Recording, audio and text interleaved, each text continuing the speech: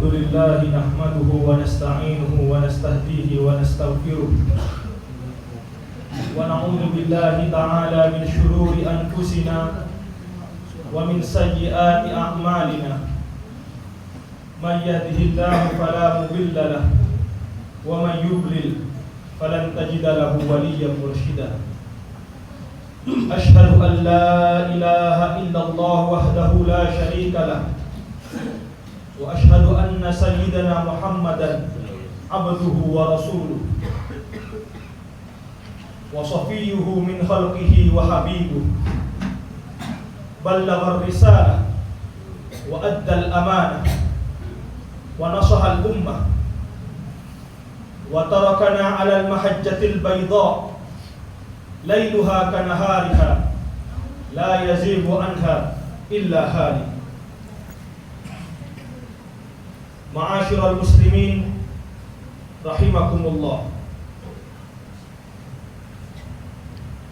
Qala Allah Ta'ala fi kitabihil karim, ya ayyuhalladzina amanu taqullaha haqqa tuqatih wa la tamutunna illa wa antum muslimun. Wa qala azza min qail, fattaqullaha mastata'tum wasma'u wa ati'u wa anfiqu khairan li anfusikum wa may yuqa shuhha nafsihi fa ulaika humul muflihun.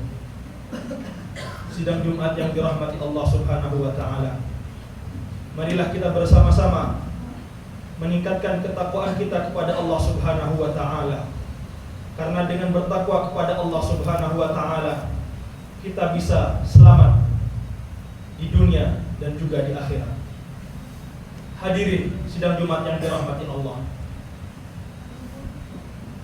Pada hari ini kita telah memasuki bulan yang agung, bulan yang suci, bulan di mana dilahirkan baginda Nabi Muhammad sallallahu alaihi wasallam, yaitu bulan Rabiul Awwal. Pada bulan ini marilah kita bersama-sama mengingat, mengaji, mendengar keteladanan Rasulullah sallallahu alaihi wasallam yang telah diukir dan ditulis dalam buku-buku sejarah. Nabi Muhammad sallallahu alaihi wasallam merupakan sosok yang sangat lembut, yang sangat memberikan nilai kemanusiaan kepada siapapun, kepada anak kecil, kepada perempuan, terlebih kepada makhluk secara umum. Hadirin yang dirahmati Allah, pada suatu riwayat Nabi Muhammad sallallahu alaihi wasallam melihat cucunya Sayyidina Husain dan Sayyidina Hasan sedang berjalan di depan beliau, dan Rasulullah ketika itu menyampaikan khutbah. Kemudian Sayyidina Husain jatuh ketika beliau berjalan. Melihat itu, Rasulullah tidak sanggup dan mengangkat kedua cucu beliau dan meletakkannya di mimbar.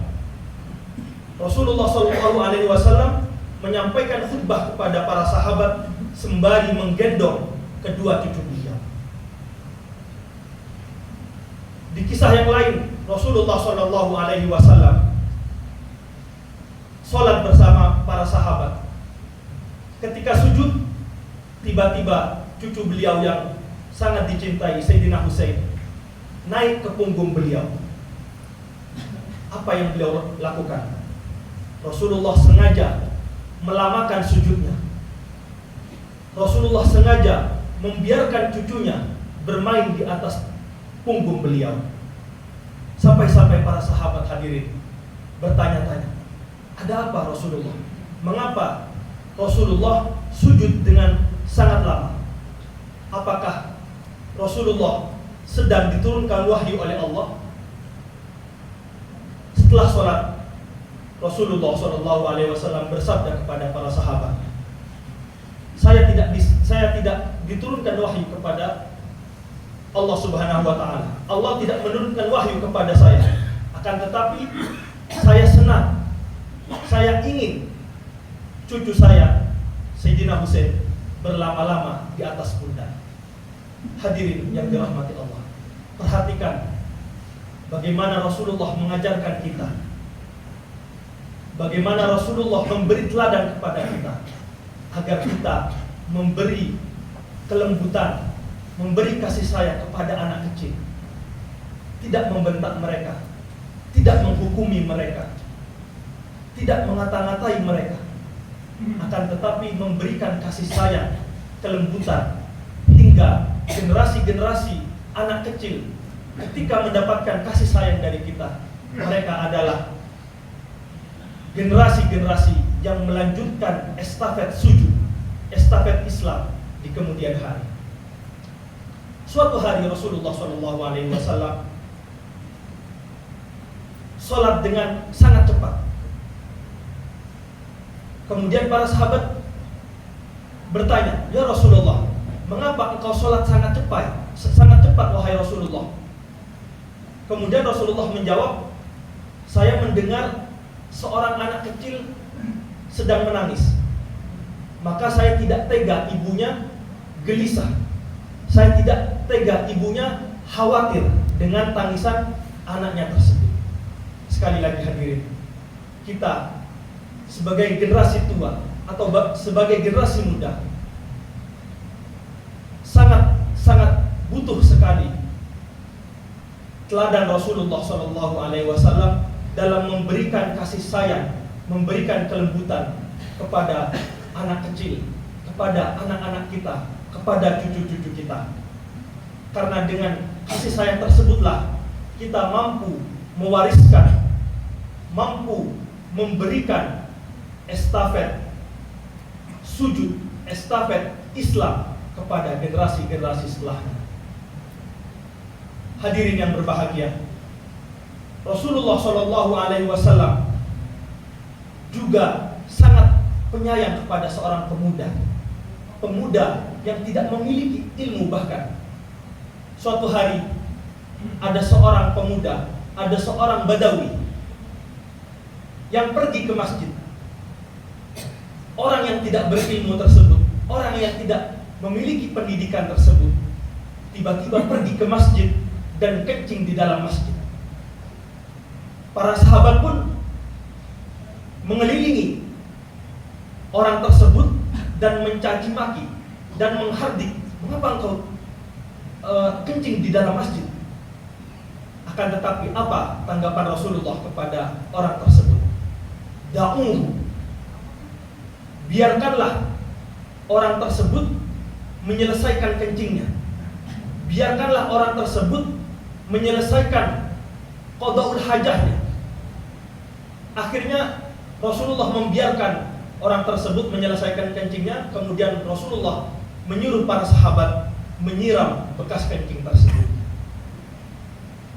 Ini merupakan akhlak yang sangat mulia. Bagaimana sering di antara kita cepat menghukumi orang lain. Bagaimana sering di antara kita di media sosial ataupun di dunia nyata menghukumi orang lain, menjudge orang lain tanpa kita mengetahui apa di balik, apa yang membuat orang tersebut melakukan hal tersebut. Kemudian hadirin yang dirahmati Allah Subhanahu wa taala, di kisah lain Rasulullah SAW bertemu dengan seekor unta. Unta tersebut tampak mengadukan keluh kesahnya kepada Rasulullah. Setelah itu Rasulullah datang ke pemilik unta dan mengatakan kepada pemilik unta, "Mengapa engkau membiarkan unta kamu kelaparan, kehausan? Mengapa engkau membiarkan unta kamu mengangkat beban yang tidak mampu dibebankan olehnya?" Perhatikan hadirin, Rasulullah SAW bahkan memberikan perhatian kepada seekor hewan, seekor unta. Jika Rasulullah SAW saja memberikan perhatian kepada seekor onta, apalagi kepada manusia, apalagi kepada kita, umatnya yang dicintai oleh beliau dan dirindukan oleh beliau. Oleh karena itu Rasulullah SAW pernah bersabda, "Syafaati li ahlil kabair." Syafaatku aku khususkan kepada hamba-hambaku yang melakukan dosa besar. Bahkan kita sendiri setelah ditinggal oleh Rasulullah, bahkan kita sendiri ketika berbuat dosa besar atau berbuat dosa kecil yang diulang terus menerus hingga menjadi dosa besar, masih diperhatikan oleh Rasulullah Sallallahu Alaihi Wasallam. Bahkan hadirin sekalian yang dihormati Allah Subhanahu Wa Taala, Rasulullah suatu hari melihat jenazah orang Yahudi. Ketika beliau melihat jenazah orang Yahudi tersebut, tiba-tiba Rasulullah berdiri memberi hormat kepada jenazah tersebut. Para sahabat bertanya-tanya. Para sahabat meragukan mengapa Nabi sampai-sampai beliau berdiri ketika melihat jenazah Yahudi dibawa oleh orang-orang Yahudi. Para sahabat bertanya kepada Rasulullah, "Ya Rasulullah, bukankah itu orang Yahudi? Bukankah itu orang yang dilaknat oleh Allah dalam Al-Quran?" Lalu apa tanggapan Rasulullah SAW? Apa tanggapan beliau? Alaysat nafsan? Bukankah orang Yahudi tersebut juga seorang manusia? Bukankah orang Yahudi itu adalah makhluk Allah yang perlu mendapatkan rasa hormat dari kita? Oleh karena itu hadirin, tidak benar bahwa Islam disebarkan dengan pedang. Tidak benar bahwa Islam ditebarkan dengan rasa ketakutan. Akan tetapi Islam disebarkan oleh nilai kelembutan, nilai kasih sayang yang diwariskan oleh Rasulullah Sallallahu Alaihi Wasallam. Hadirin yang berbahagia, di zaman sekarang ini kita melihat mengapa banyak terjadi peperangan. Peperangan tidak ada hentinya. Anak-anak kecil dibunuh, perempuan-perempuan terkena bom setiap hari. Mengapa dunia yang diciptakan indah oleh Allah tiba-tiba menjadi tempat serupa dengan neraka? Mengapa dunia semakin mencekam dari hari ke hari? Karena kita kehilangan sifat rahmat Rasulullah Sallallahu Alaihi Wasallam. Suatu hari Rasulullah Sallallahu Alaihi Wasallam diminta nasihat oleh para pemuda. "Ya Rasulullah, berikan aku nasihat." Kata Rasulullah, "La taghdab." Jangan marah. Kemudian pemuda itu meminta nasihat lagi. "Ya Rasulullah, berikan saya nasihat yang serius." La taghdab, jangan marah.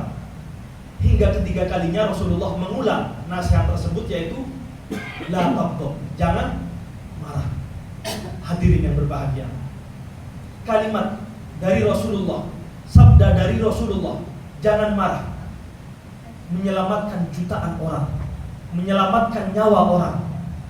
Andaikan kita semua bisa menahan amarah kita, tidak akan ada pembunuhan, tidak akan ada iri dengki, tidak akan tega kita sebagai manusia mencelakai muslim yang lain, meskipun berbeda pendapat dengan kita, meskipun berbeda jalan dengan kita.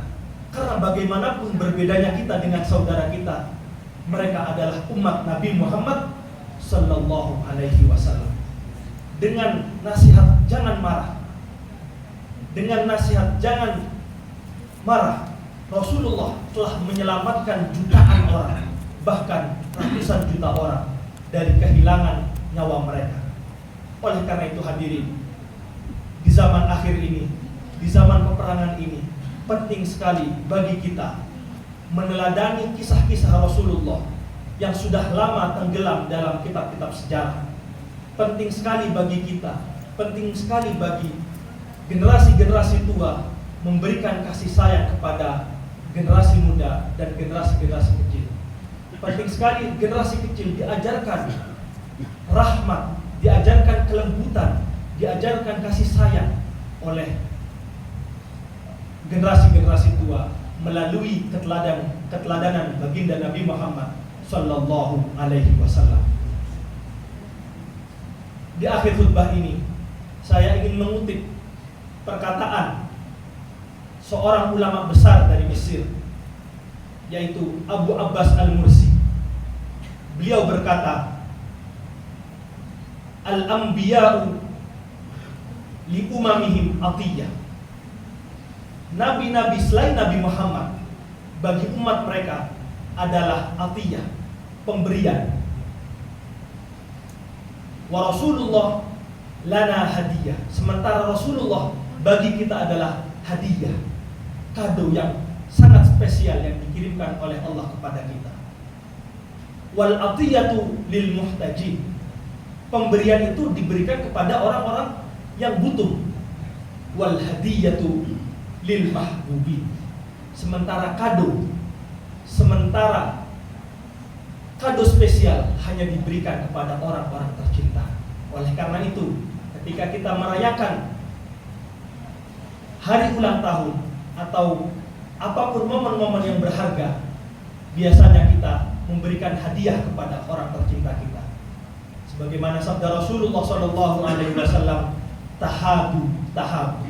Salinglah kalian memberi hadiah antara satu dengan yang lain, maka kalian akan mendapatkan cinta di antara orang-orang Islam. Hadirin yang dirahmati Allah Subhanahu wa taala. Mungkin kiranya di malam atau di hari Maulid Nabi Muhammad sallallahu alaihi wasallam, mari kita sama-sama memberi hadiah kepada Rasulullah sallallahu alaihi wasallam. Bagaimana kita memberi hadiah kepada Rasulullah? Bagaimana cara kita memberi hadiah yang spesial kepada orang yang memikirkan kita bahkan sebelum kita diciptakan? Yaitu dengan memaafkan orang-orang yang telah berbuat salah kepada kita, orang-orang yang barangkali menggunjing kita, orang-orang yang barangkali menyakiti kita. Dengan demikian kita telah memberikan hadiah kepada Rasulullah SAW.